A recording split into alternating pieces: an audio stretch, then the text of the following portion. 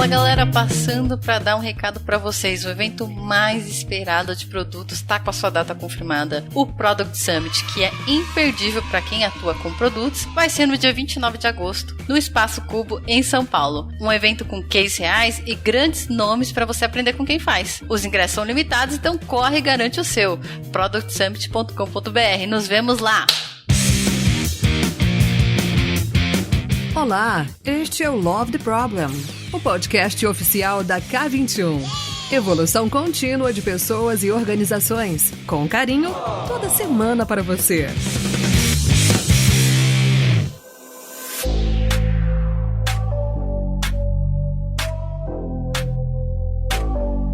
Fala galera, a Deia na área, tá começando mais um Love the Problem e aqui convidadas incríveis. Nossos convidados são sempre incríveis, né? As duas pessoas maravilhosas que eu tive a oportunidade já de trabalhar. Uma que assim, vocês praticamente não conhecem, né?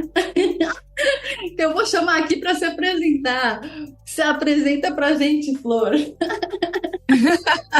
Oi, gente. Hoje eu troquei de cadeira. Tô na cadeira do convidado. Eu tava aqui assim, até tipo um pouquinho nervosa, assim, sabe? De convidado. Eu, ai meu Deus, eu vou participar de um podcast. Que chique que eu tô.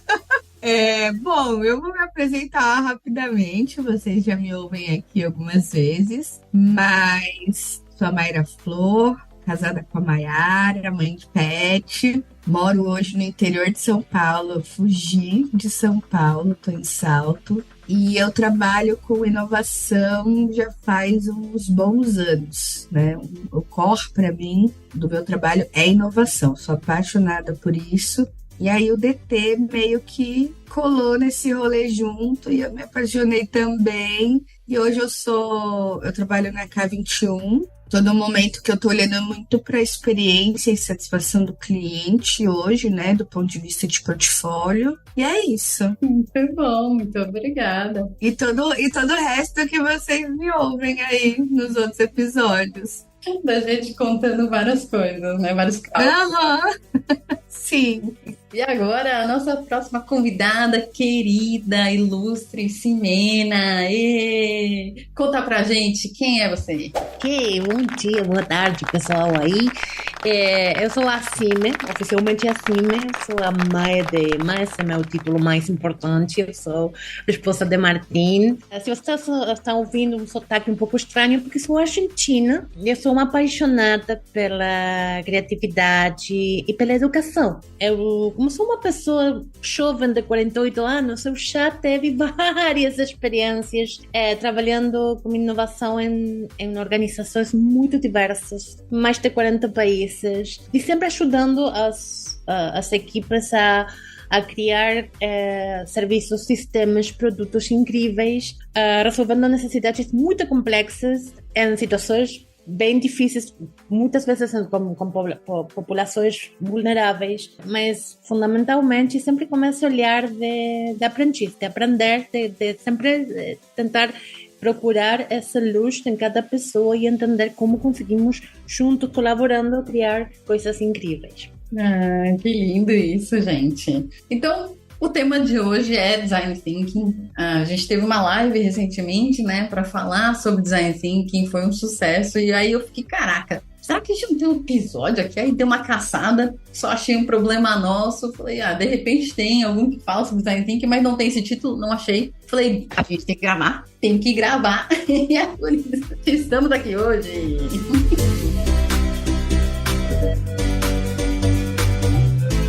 Então, bora lá, pergunta clássica do Love the Problem, né? Que problema Design Thinking resolve? Cara, é uma boa pergunta, inclusive. Qualquer um, praticamente. A gente até falou muito sobre isso na live, que inclusive ficou gravada, a gente também pode compartilhar, né, o link nas referências aqui na descrição do episódio. Mas qualquer um, especialmente problemas complexos. E o grande ponto de conexão entre esses problemas, que faz com que seja um diferencial o uso da abordagem do Design Thinking, é ter o ser humano no centro de tudo. É saber que é o problema de alguém, resumidamente qualquer um. principalmente problemas complexos, onde de fato a gente precisa imergir em algum contexto, em alguma dor, em alguma necessidade, e aí trabalhar para chegar em uma possível solução, ou possíveis soluções para esse problema. Se eu pudesse resumir, é isso. Simi, o que tu acha? Não, eu estava pensando, para mim, o principal problema que essa forma de pensar nos ajuda a resolver é que eu, como apaixonada da educação, sempre falo que o problema, muitas vezes, da educação é que nos prepara para ir direto para a solução. Sabe? Quando você está falando de um problema, já estamos pensando qual a solução técnica que é apropriada para esse problema. Muitas vezes perdemos tanto no caminho, porque perdemos essa criatividade, essa possibilidade de juntar ideias, de pensar qual outras alternativas estão aí presentes. Muitas vezes nem conseguimos olhar. Então, para mim, essa é a mágica do design thinking, que nos deixa primeiro entender bem o problema, mergulhar em todas as possibilidades, para depois, aí no final, já sair com qual seria essa solução. Mas para mim, essa é a principal aprendizagem desse caminho. Vamos focar no problema primeiro, vamos entender bem, gente, e para depois pensar quais são as soluções técnicas. Temos tempo para isso, né? Então, de novo, trazendo o ser humano no meio, é para perguntar qual é o principal problema desse ser humano. Vamos entender o que está sentindo, o que está pensando. E para mim esse é o fator mais fundamental para realmente que esse processo funcione, da verdade, né? Nossa, muito bom. Eu fiquei pensando nos clientes aqui, né? De quando a gente pergunta sobre as dores deles, os problemas, normalmente vem: eu não tenho um sistema tal, eu não tenho um sistema X, eu tenho um problema numa tela tal, e aí você tem que começar a investigar, né? Mas tá bom, qual é o problema que você tem por trás dessa falta dessa solução? Porque ele traz uma necessidade de solução. Mas tá bom, qual que é o impacto que isso está te causando?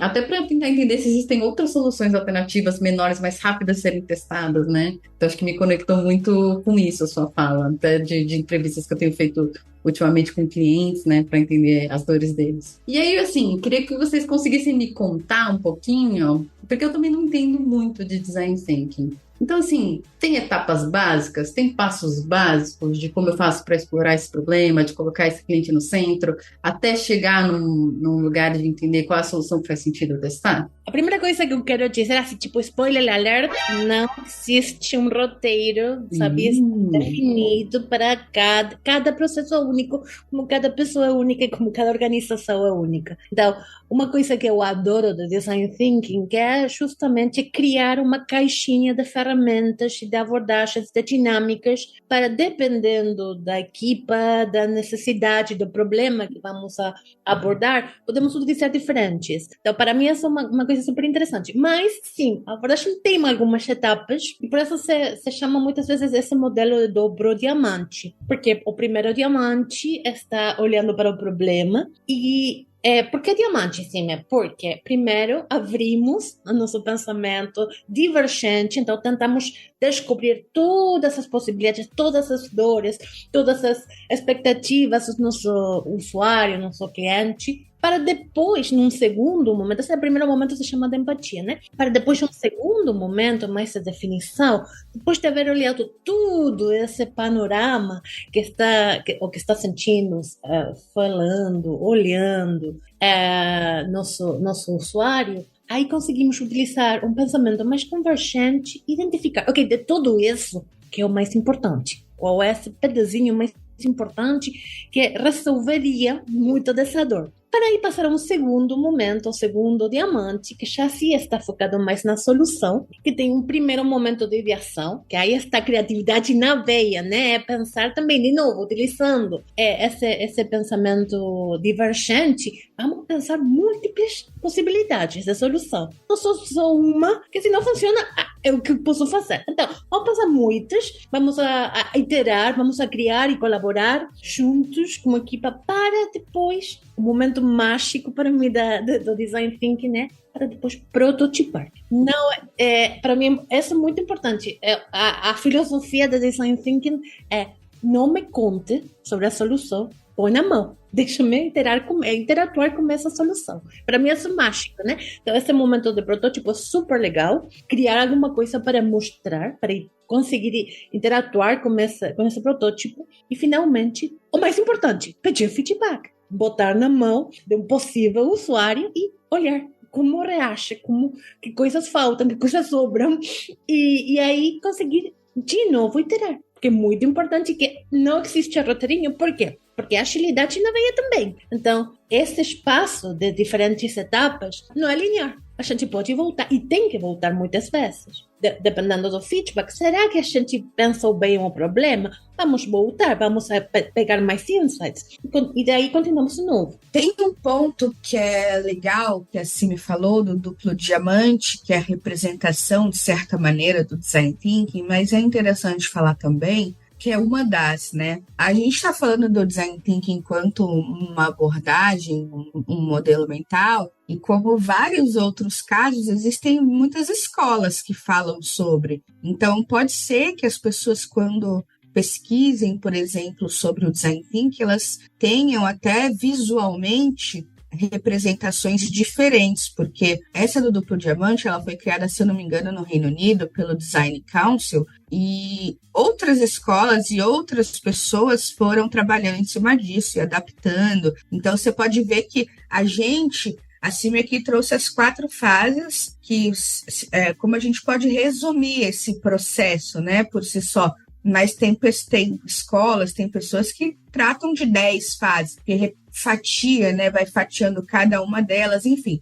O que não muda em nenhum desses casos é exatamente o ponto que a Simi trouxe sobre o processo de divergência e convergência. É um entendimento que a gente tem que antes de tomar qualquer decisão ou fazer qualquer escolha, é preciso que a gente esteja munida do máximo de informação possível sobre aquele problema ou aquele desafio que a gente está tentando resolver. Então, independente da escola, mas eu vi com 5 fases, mas eu vi com não sei quanto, tudo bem. Idealmente, a essência é o processo de divergência e convergência e sempre olhar para o problema sem expectativa de ter a solução imediatamente. Acho que esses são pontos interessantes para falar, sim, de maneira mais tangível da abordagem em si. Mas uma dúvida, né? Conforme vocês foram falando, eu fiquei pensando assim, é possível passar por esse processo, né, de divergência, conversão, de uma maneira ágil, de uma maneira, de certa forma, rápida, para que eu consiga testar o quanto antes alguma hipótese? Com certeza. Na verdade, não existe uma receita de bolo que diz quanto tempo cada etapa, cada fase, cada momento deve durar. Ele dura o tempo que você tem para olhar para aquilo, né? Então, a gente até pode explorar um pouco mais, assim, tem uns cases legais, mas eu tenho 2 cases muito extremos de ter usado o DT em um processo de desenvolvimento de... O problema era, precisamos saber o que vai ser da área de impostos para os próximos 5, 10 anos, né? O que a gente pode ter de solução, dado que a gente está vendo aí um mundo de mudanças numa velocidade que a gente não está acostumado. E esse processo foi um processo bem robusto que levou cerca de 6 meses na época, aproximadamente, né? Então a gente levou 6 meses no processo de entender, de investigar, de entrevistar, de desenvolver, de trazer pessoas tecnicamente específicas para determinados momentos, para desenvolver novas ofertas da área de impostos. Então, foi uma coisa bem robusta. Mas, ao mesmo tempo, eu fiz todo o processo ainda, né, estando um cliente, em que a gente passou por todas as etapas do Design Thinking em um dia.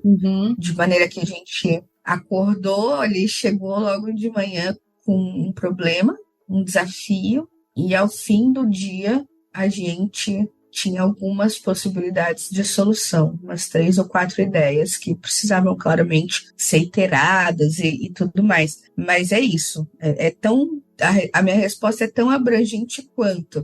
Pode levar 6 meses, 9 meses e um dia. Então, tudo depende do tempo que você tem, né? A gente acaba também trazendo a questão que a gente fala muito na agilidade, sobre adaptabilidade para dentro dessa situação, né? Eu acho que no fim das contas o ponto é: dedique o máximo de tempo possível que você tem à disposição para entender quem é o seu usuário e quais as dores dele. Daí você vai chegar no problema, né? Uma camada mais profunda do que é o problema. E depois de exaustivamente entender isso, aí sim você pode pensar em algumas alternativas para solucionar isso. É interessante porque eu acho que o componente da agilidade vem no sentido de você conseguir iterar o tempo todo sobre os insights que você está recebendo.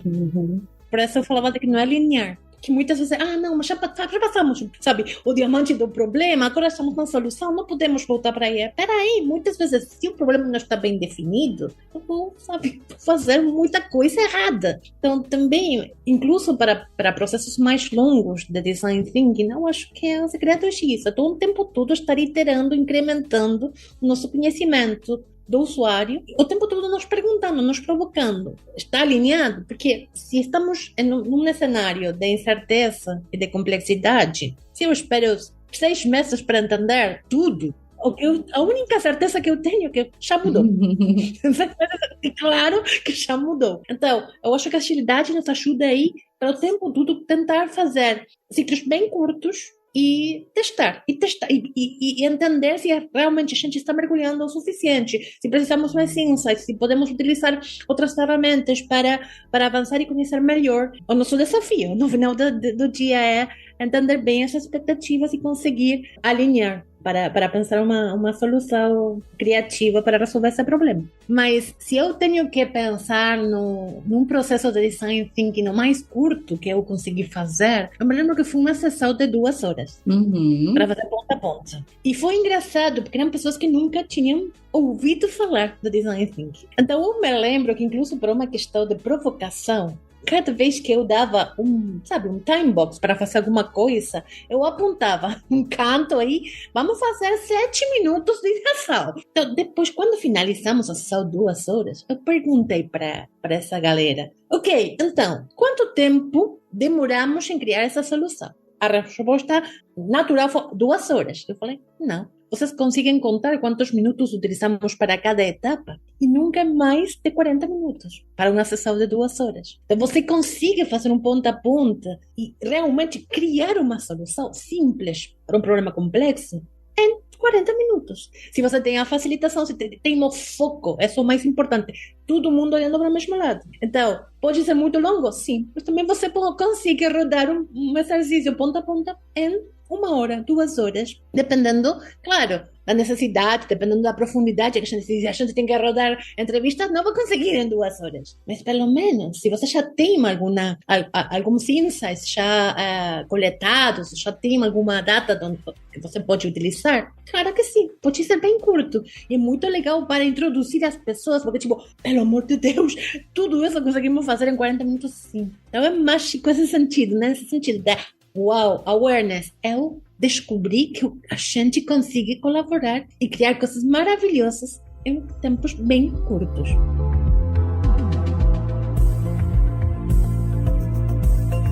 Vocês estavam contando alguns casos, né, que vocês usaram, e aí eu fiquei curiosa de entender como que foi a jornada de vocês com Design Thinking, né? Como isso chegou na vida de vocês. E se tem algum case de um resultado assim relevante que vocês gostariam de contar, né? Não só do tempo que demorou para ser feito, mas o resultado que aquilo gerou, né? Como o DT chegou na minha vida. Bom, eu acho que para quem ouviu, esse não ouviu, vai lá no episódio que é o Love the People meu e da Deia. A gente fala um pouquinho sobre a nossa jornada. A minha jornada foi bem tortuosa, assim, do ponto de vista profissional. Eu passei por muitos lugares, muitas faculdades, até eu me encontrar na inovação. Quando eu fui convidada para fazer esse primeiro projeto de inovação, que eu nem sabia que queria dizer inovação, mas eu topei porque eu estava num lugar onde eu sabia que eu não queria estar, a maneira que essa pessoa, na época que era, posso dizer que era meu mentor, por assim dizer, meu gestor, a maneira que ele usou para me mostrar a inovação e me contar um pouco sobre como era a inovação foi tangibilizar através do design thinking. Então, foi assim que eu tive meu primeiro contato com o DT. Eu estava conhecendo um mundo novo, começando a entender o que era inovação, que era a oportunidade de fazer diferente, né? De solucionar de maneiras diferentes alguns problemas, de olhar de maneiras diferentes para os problemas. Tá, mas como que eu tangibilizo isso na prática, né? Como que o que você me dá aí do cinto de ferramenta, né? O que eu pego aqui no meu cinto e eu aplico para chegar nesse lugar? E aí ele me apresentou o Design Thinking e a partir daí eu instalei ele no meu cérebro, ele passou a ser o meu sistema operacional e pronto. Desde então, essa questão de sempre olhar, ter o ser humano no centro de tudo e etc e tal, passou a fazer parte da minha vida, assim. Legal.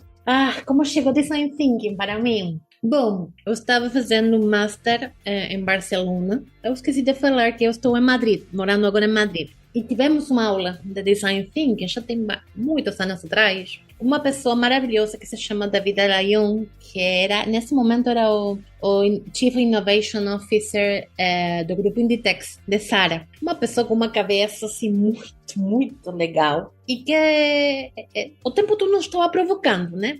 Então, foi assim, aprender, eu sempre falo, foi um aprendizado pochota. Eram 3 semanas trabalhando com ele o tempo todo, né? E o tempo todo procurando mais, e mais coisas, mais coisas. E também ele agora está trabalhando muito no desenho de futuros. Então, foi muito, muito interessante entender, e para mim foi abrir os olhos, entender que muitas vezes a gente procurava fazer coisas de um jeito inovador, utilizando ferramentas. E claro, eu sempre falo que muitas vezes chegamos a lugares procurando design thinking, procurando a ferramenta. Eu quero saber que dinâmica aplicar, eu quero saber que câmbios tem. E tudo bem, porque é uma forma, né? Mas eu sinto que é tipo uma pirâmide. Na base estão as ferramentas, mas no topo está o mindset. Se a gente não tem esse mindset para realmente passar pelo corpo, praticar as ferramentas, os valores, os processos e chegar ao mindset. Depois, é independente da ferramenta. Você pode fazer um processo de design thinking utilizando ferramentas tão fáceis como, sabe, debilidades, fortalezas, e tudo bem. Porque o importante não é a ferramenta, o importante é conseguir criar esse fluxo de pensamento, passando por essas etapas. E para mim é maravilhoso quando eu consigo, eu sempre utilizo isso nas aulas, eu dou aula na universidade de engenharia, né? Então, quando eu começo a falar de design thinking, é tipo, a professora, desculpa, você errou de faculdade, é essa faculdade de engenharia. Eu estou na próxima rua. Mas é interessante, porque é tão natural para um ser humano explorar um problema e estamos tão acostumados a ir atrás da solução que eu acho que a nossa primeira missão como educadores é quebrar essa memória muscular. E é muito legal, porque a gente tenta, parece que não é natural, mas é. Então, muitas vezes falamos que, tipo, voltar a ser crianças. E perguntar, e ter a curiosidade da criança. Nos perguntar, porque a curiosidade é a base da criatividade. Se a gente não conseguir nos perguntar, e como podemos fazer? E por quê? A típica, se você tem uma criança de 3 anos ou 2 anos, é porque o tempo todo, né? Então, é voltar um pouco às bases, perguntar-nos mais e deixar fluir as possibilidades. Que lindo isso. Queria só fazer um parênteses aqui, que toda vez que vocês falam de ferramentas, né, do cinturão, eu lembro do Panda, beijo Panda, que ele falava assim que ter o cinturão do Batman não te faz o Batman. Exato, exatamente. Se você treinar bastante, mindset entra, é isso? Isso. Eu gosto de dizer que é muito estruturado, é um processo muito estruturado, assim, né? Não é linear, como a Cine falou, isso é importante dizer, mas existe uma lógica por trás, né? É uma coisa que você aprende. Então, eu gosto porque desmistifica muito essa questão da inovação, do acesso à inovação, de que isso é para pessoas geniais e que alguém teve uma ideia genial sozinho e aquilo se fez. Não, é um processo estruturado, qualquer um pode aprender e tem aí algumas ferramentas que podem auxiliar nesse processo, mas é sobre você conseguir virar uma chave de pensar que tudo, a todo momento, que está sendo feito e que está acontecendo, tem uma pessoa no centro. Isso. Então, eu acho que depois que você entende isso, e tem, óbvio, né, os outros valores, como assim falou, que a gente está falando aí de empatia, cocriação, colaboração, que são valores imprescindíveis quando a gente fala sobre o DT, aí a coisa começa a funcionar. Mas é um processo aprendível, né? Sei lá se essa palavra existe. Qualquer pessoa pode aprender. Algumas vão ter mais facilidade, porque a gente sabe que existem perfis que têm mais facilidade em lidar com incerteza, em modelos mais complexos, sim.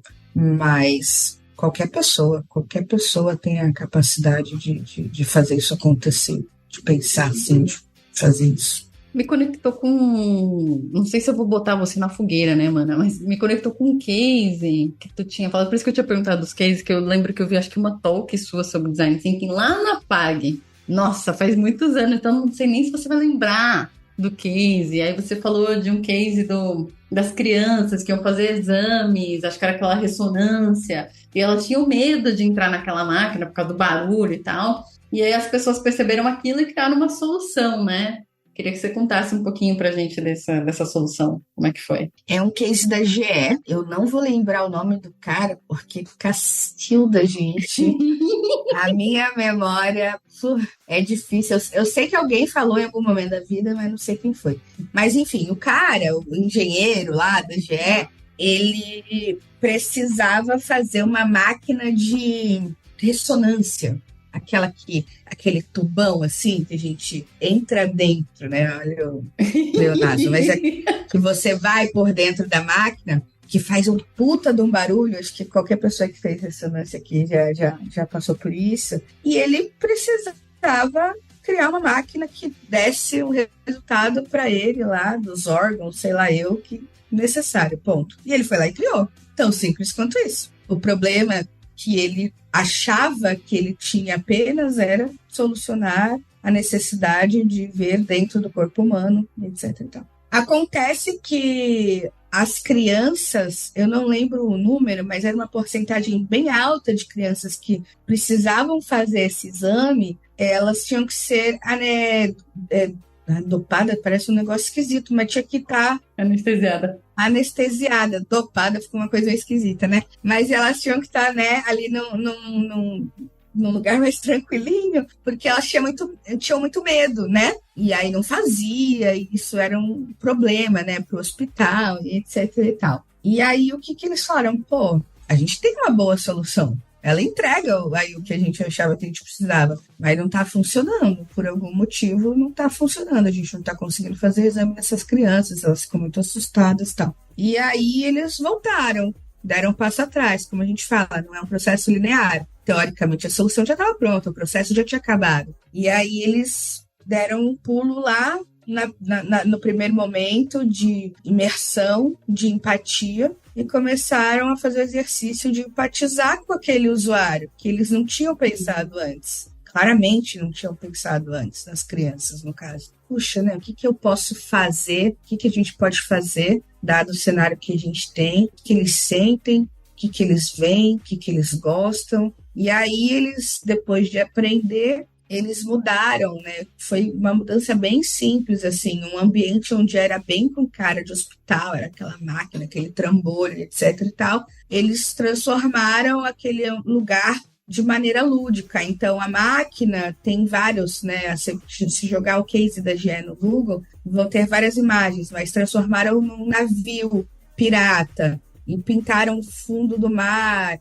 Então, eles mudaram a experiência que o usuário tinha para poder passar por aquilo, e aí reduziu drasticamente aí o número de crianças que precisavam estar anestesiadas para poder fazer o exame. Então, eu acho que esse é um caso muito legal. A gente tira alguns insights disso, né? Primeiro que as pessoas estavam apegadas a uma solução que, de fato, resolvia um problema, mas eles deixaram uma pecinha pequena de lado, que era o usuário, né? Como que o meu usuário vai lidar com a minha solução? qual é, de fato, o problema de quem que eu estou tentando resolver. Então, eu acho que esse é um ponto muito legal. Outro ponto muito legal é exatamente, claramente, não é um processo linear. Existe muito, e acontece, é raro, mas acontece muito, de chegar no fim, por assim dizer, num nível já de entrega, mais do que uma prototipação, aí a gente está falando do produto pronto, e ter que voltar, e ter que olhar de novo, porque percebeu que deixou passar alguma coisa no meio do caminho. Então, de fato, é um processo que vai e volta, e você itera, e você aprende. Então, tem algumas lições aí também. E eu acho que a última é em relação ao problema. Normalmente, sim, me pode aí confirmar por experiência, empiricamente, eu posso dizer que quando a gente olha para o duplo diamante, especialmente, o início você começa com um desafio ou um problema. Aí você diverge, pega um monte de informação, aí você converge, e você passa pela definição do problema. Eu tenho um ponto de intersecção ali no meio, entre os dois diamantes, que é a definição do problema, é o ponto de vista, que é você revisitar aquele problema que você disse que tinha lá no início. E normalmente, sei lá, vou chutar um número que eu tirei aqui do meu bolso, 99% das vezes, o problema, nesse momento, não é o problema que as pessoas falaram que tinham no início. Porque é uma coisa superficial, é uma coisa que é de uma perspectiva única, né?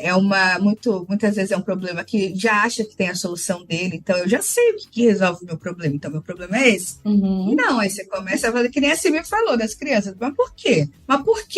O que tem por trás? E você investiga, chega uma hora e fala assim, seu problema não é que, sei lá, o seu carro tem só 2 portas, seu problema é que seu carro não tem motor, então ele não te leva de um lado para o outro, não faz o que você precisava fazer. Enfim, um exemplo bem trúxulo, mas é isso. Eu acho que esse é um case que traz muitos insights e é bem emblemático, porque dá para aprender bastante, assim, com os erros que eles cometeram. E é interessante, Flor, porque esse assunto de definir o problema, muitas vezes eu sempre falo que temos que iniciar esse processo com uma atitude aberta, humilde, de não saber. Eu já ouvi muitas vezes, eu sei o que o meu cliente quer. Você não sabe, se você não está perguntando e falando com ele o tempo todo, você acha que sabe. Você tem uma hipótese do que funcionaria como cliente. Mas sempre eu falo, quantas vezes você fala por dia com seu cliente? Para saber, para entender, para também filtrar toda essa informação que está chegando. Então, muitas vezes a definição do problema está sesgada por, eu já sei. Eu não tenho que, vamos passar rapidinho por aqui, porque eu já sei qual é o problema do meu cliente. Mas, de novo, aí já temos uma solução na cabeça. Então, vamos voltar de novo, vamos começar esse processo de uma maneira assim mais curiosa, mais humilde, de descoberta mesma. Eu acho que é importante esse sentido de temos que descobrir, não sabemos. O importante é saber que não sabemos, para conseguir explorar, na mata, quais são essas gemas que estão aí no meio do mato e que precisamos entender. Porque se a gente pergunta, o cliente explica e mostra e fala. Nós precisamos ter muitos desses momentos de escuta. Eu acho que essa também é a maravilha desse processo. O tempo nos está impulsionando a perguntar, a ouvir, a provocar para entender melhor. E eu acho assim maravilhoso, porque é a única maneira de conseguir entender bem, que está por detrás desse pedido. Que emoção está por detrás desse pedido? Não só minha interpretação, né? E é um lugar de investigar um pouquinho mais, né? De se colocar no lugar de curiosidade, de empatia muito forte. E que às vezes, acho que no nosso mundo mais imediatista, a gente está num lugar de eu não tenho tempo. Então, bora. E aí, a gente tá vendo aqui, né, com esse case e outros que vocês podem trazer, esse lugar da importância de estressar um pouquinho mais o problema, o que tá por trás daquilo, para eu poder propor uma coisa que faça realmente sentido, eu gastar menos dinheiro, desperdiçar menos dinheiro, testar o quanto antes. e efetivamente atender uma dor de uma pessoa, colocar essa pessoa no centro. Então tá sendo muito interessante, né? Tô até me revendo aqui no meu papel de consultora do quanto que eu poderia estressar um pouco mais as minhas perguntas, né? Acho que a gente, como K21, tem muito na cultura de perguntar que problema que isso resolve, que problema você quer resolver, mas quais técnicas a gente pode usar e formatos para conseguir entender cada vez melhor, obviamente, dentro de um tempo curto, dentro do, né, do tempo que a gente tem ali para fazer esse estresse.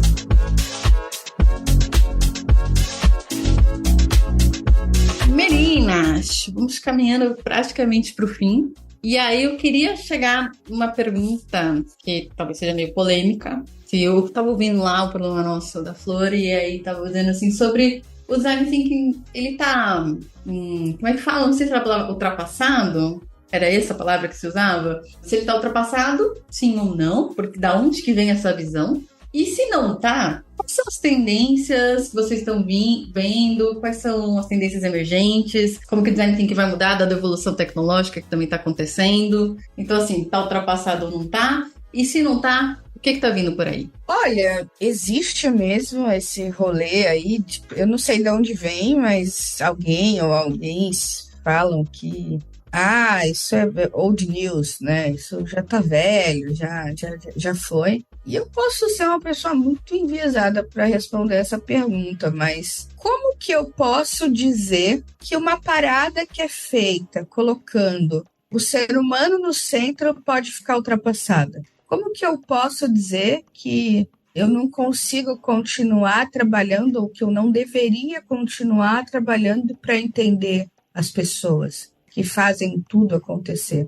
Pode ser que se existir um negócio onde todo mundo vai desaparecer da Terra, e aí a gente não tem mais nenhum problema e vive num mundo de certezas, aí talvez realmente possa ter ficado ultrapassado. Mas eu tenho para mim, tô pensando aqui, não me parece o cenário atual, né? Certezas e onde as pessoas não estão envolvidas nas situações. Então, Mayra, vou deixar claro aqui, registrado, eu acho meio surreal alguém falar isso, assim, sabe? Mas eu tenho um total de zero, sei lá, embasamento técnico, científico para falar isso. É como eu me sinto, é o que eu vejo, é empírico, né? Então, eu acho que não está ultrapassado. Não tem como estar, não deveria estar ultrapassado, dado a intenção que a gente tem quando a gente usa isso, quando a gente tem essa mentalidade, né? Eu quero antes ouvir da Cime, se ela acha que está ultrapassado ou não, depois Boa. Eu acho que vem pela frente. Eu acho que somos vítimas das modinhas, sabe? Tipo, tem Design Thinking 1.0, não, agora vem o 2.0 e o 3.0, mas se voltamos de novo para a fonte, e, por exemplo, eu sempre recebo a mesma reação quando começo a falar de Design Thinking com uma pessoa que nunca ouviu falar disso, né? Quando eu explico, a reação natural é, mas a gente trabalha assim. É um método científico. É um método design. E eu me estava lembrando que quando Stanford começou a criar o modelo deles, o que eles fizeram foi enviar uma comunicação para todos os centros de pesquisa que eles tinham dentro da faculdade, perguntando como eles resolviam problemas. E enviaram para os engenheiros, os matemáticos, as pessoas de ciências sociais, todos. E todos responderam, eles descobriram que na base tem um fator comum. Para conseguir resolver um problema, tem que entender o problema e depois pensar a solução. Então, é tipo o básico do ser humano.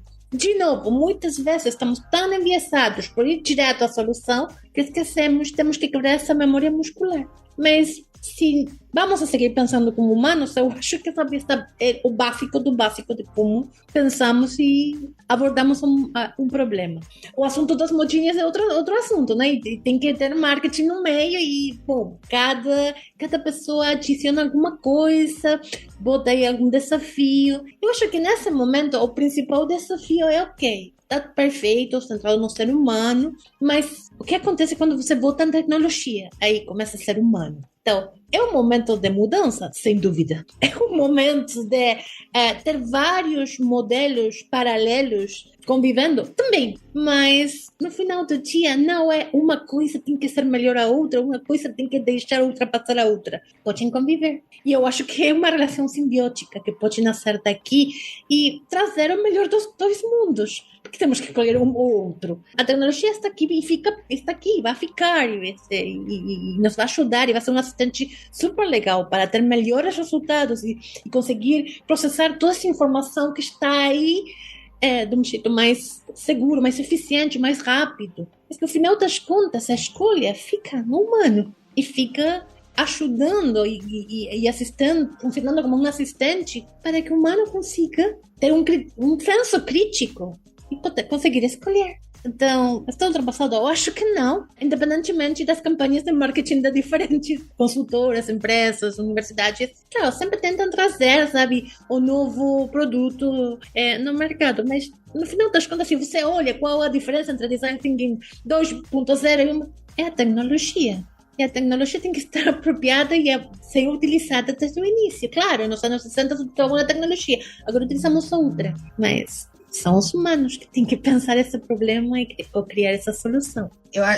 Essa parada que a Sim falou é o que faz toda a diferença. As coisas mudaram, a gente tem que mudar, tem que se adaptar, e é o que a gente está fazendo. E olhar isso, a tecnologia, eu acho que principalmente a inteligência artificial, que foi até um tema que a gente trouxe na live, que é olhar com uma perspectiva de poder potencializar o trabalho que a gente faz. Poder ter acesso e dar acesso a informações que naturalmente eram difíceis de conseguir antes, né? Então, do que eu estou falando?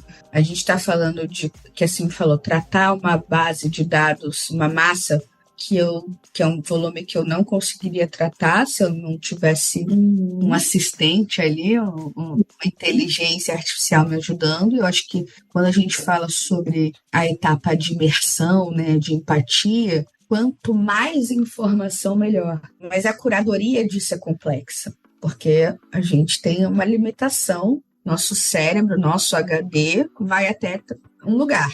E aí, se a gente tem alguma ferramenta que consegue expandir isso, né, potencializar exponencialmente isso, total, vamos fazer isso, vamos usar. Aí, por exemplo, tangibilizando em outro momento, o momento da prototipação, que antes a gente estava falando de protótipos de baixa fidelidade, porque a pessoa, não sei, não consigo fazer uma tela, não consigo, né? Pô, hoje tem N inteligências que conseguem te desenhar uma tela, uma parada assim, que te ajudam do ponto de vista de design, que antigamente, de fato, ficava centralizado na mão de algumas pessoas, porque as pessoas não têm todas as mesmas competências técnicas. A gente ainda precisa das pessoas com as competências técnicas, mas eu acho que a gente dá acesso para outras pessoas testarem. Pessoas que não tinham tanto acesso antes, hoje têm acesso, enfim, a novas ferramentas, novas maneiras de fazer as coisas acontecerem.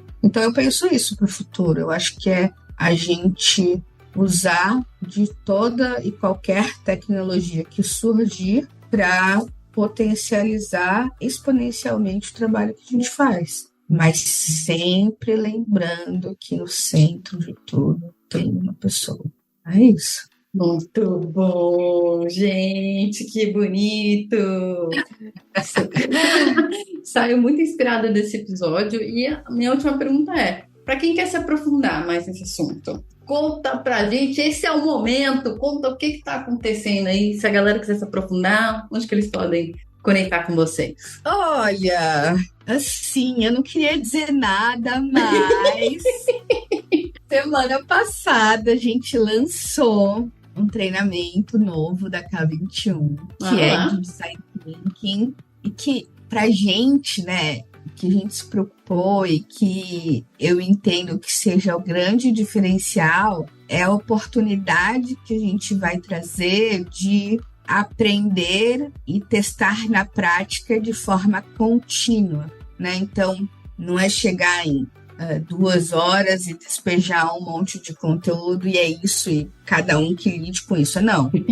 Toma um pouco de informação, bora botar a mão na massa. Toma mais um pouco de informação, bora botar a mão na massa. Então é isso, a gente compartilha também o link do treinamento. E óbvio, né, tem muita coisa aí além disso para se aprofundar mais, muita teoria, muito livro que é legal, que a gente também pode fazer umas indicações, mas modéstia à parte, esse treinamento aí tá massa demais e eu tenho até um cupom para quem tá. Gente, como assim? Eu tô muito influencer, cara. Eu tenho um cupom agora.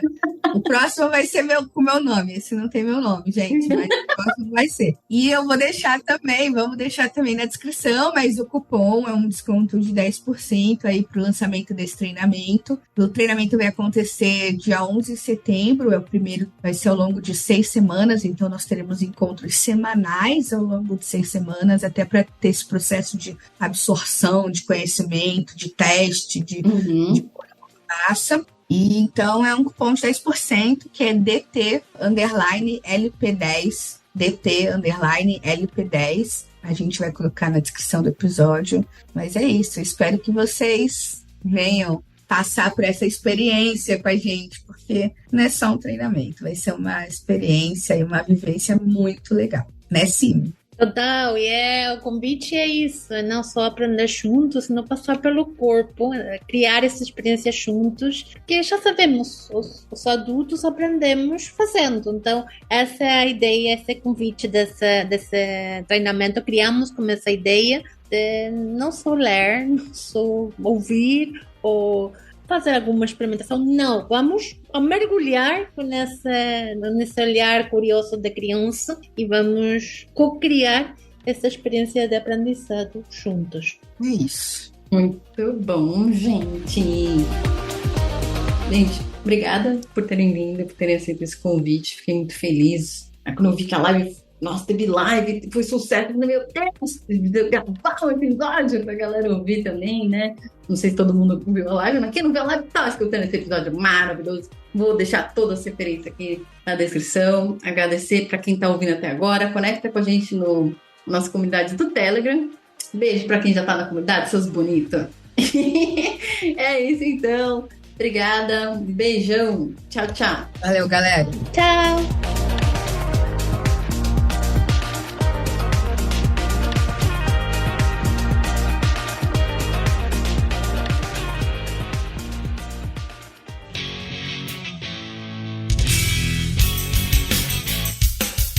Este foi mais um episódio do Love the Problem, o podcast oficial da K21. Se você curtiu, compartilhe, inscreva-se no seu agregador de podcasts favoritos e espalhe conhecimento por aí. Procure por Love the Problem nas redes sociais e deixe seu comentário ou sugestões. Até o próximo!